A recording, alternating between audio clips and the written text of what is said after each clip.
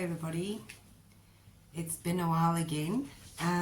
We've all been busy and nervous and stressed and frustrated for the refugee status to actually be something.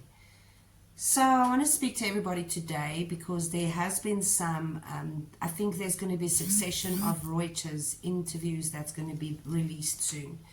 I also did an interview with Reuters, and the one that I did read is a bit concerning because of numbers that has been released. We're all kind of up in arms. There has been videos made about it also, yet again, of the releasing of the numbers, and if there's people that's left, then we're very glad and happy for them. What we do understand though is and I don't know how to put that across so that people really do understand that when it comes to propaganda, when it comes to a country, and when people are being corralled and guided into a direction, their perceptions from America needs to be something, and the perception of the South African government is going to be something else to the general public, because each party in each country will play it in such a way that it's most advantage for them. So I would like people to understand that not only are we probably a pawn on a table in this game of life between South Africa and America, and then clearly we know we are being kind of used to such an extent to actually cause leverage and for the South African government. So if that is the case, then majority of people are also doing this on smaller little, what do you call it, domestic spaces. So I would really implore everybody to not just believe everything you read, and wait on the American Embassy to release the most concise and detailed information that we are all waiting to hear. Tomorrow there might be a release of this info because it's been leaked, if it's the truth. I did speak to Nelly from Reuters directly. I did after the interview dropped. She's got quite a few laying there. I know Chris White also did one. I did one. And mine was not necessarily all about numbers or who knows and who doesn't know and all these kind of things. It was about your letters. It was about this YouTube channel. And then also I understand that the perception of the world on who an Afrikaner is might be construed and has been manipulated for all these years.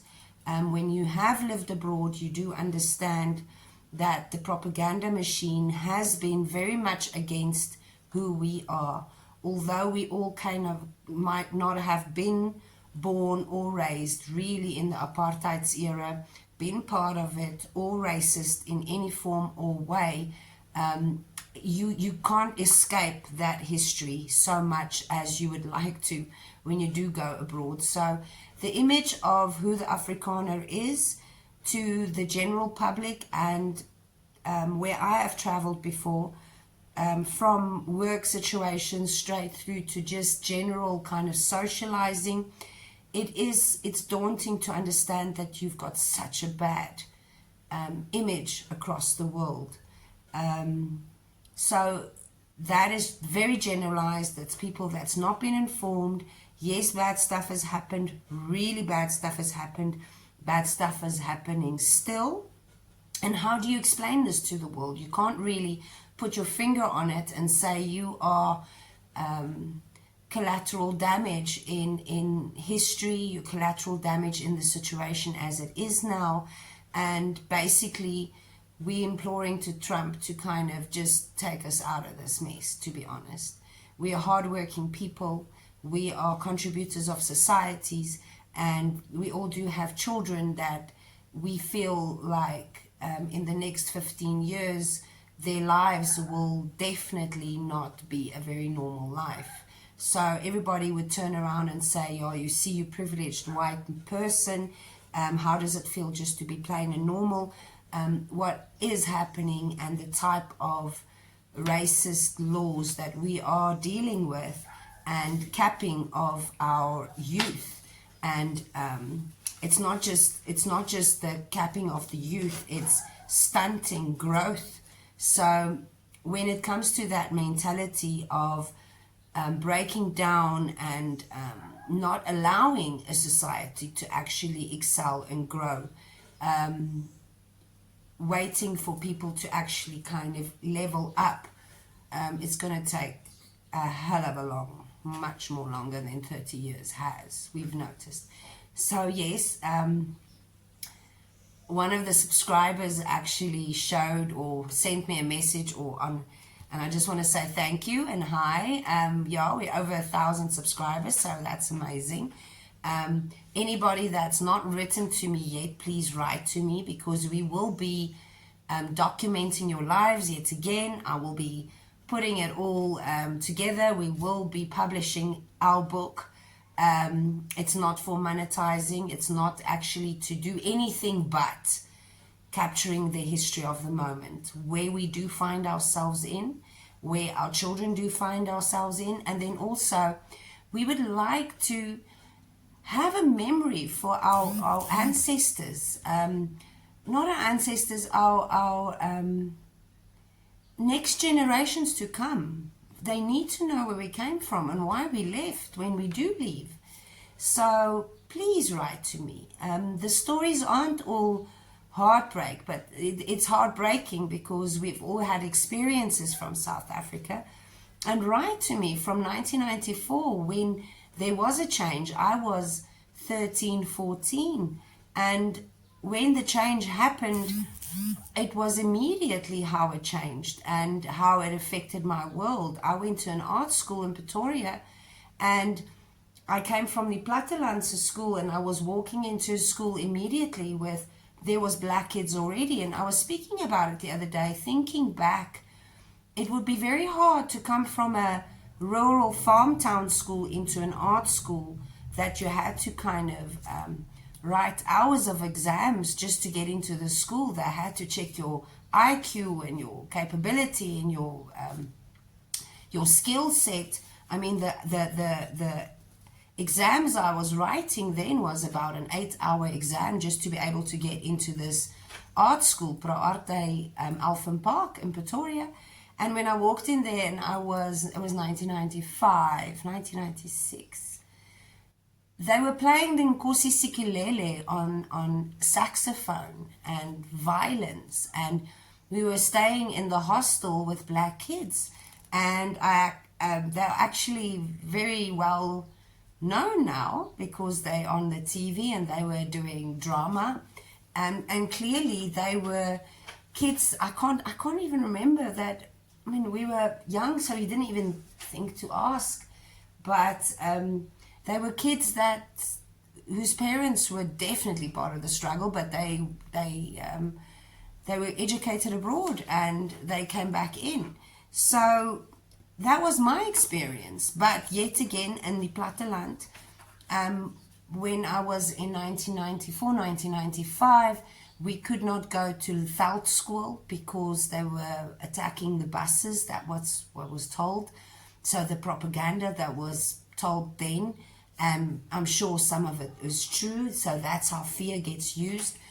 I want you to understand that, though, especially with fear, the fear of staying, the fear of not being picked. You're going to have to be very, very, very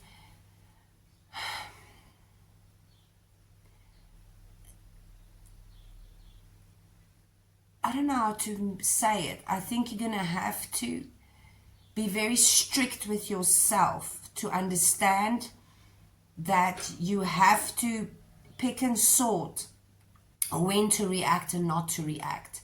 Please don't jump on any and every newspaper article or Reuters article or any group that's trying to get you to react in an emotional way or anything. You are actually feeding that system.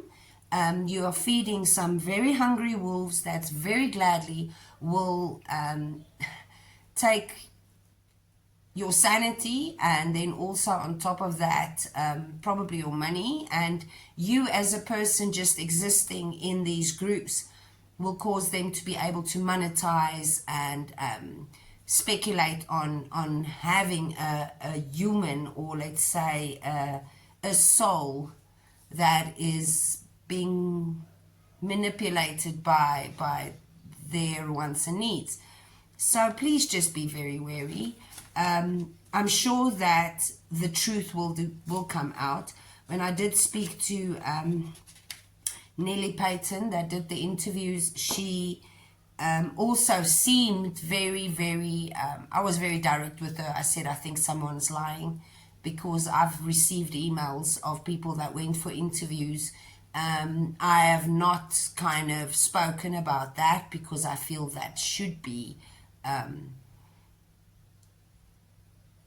not secret, but it's not information that you really kind of, it's the embassy's information with that person that they did the interview with.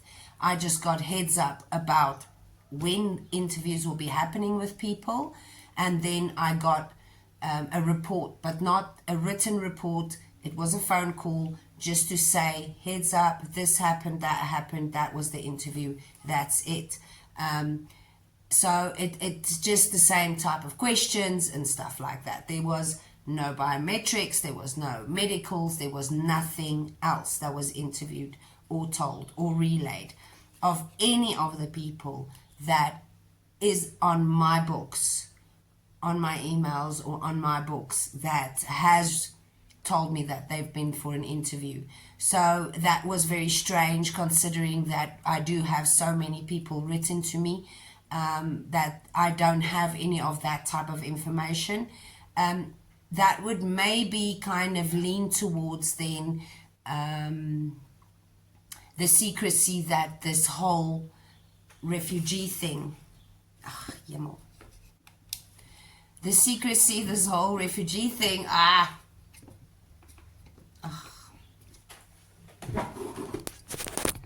the secrecy, this whole refugee thing would then come under, let me just turn around there because I don't have a light. And you have to understand that South Africa is kind of at a weird space at this point, and I think people don't understand. Imagine if you're looking from the outside in, you will get like a bunch of crazy people. These people are very crazy. You look at them.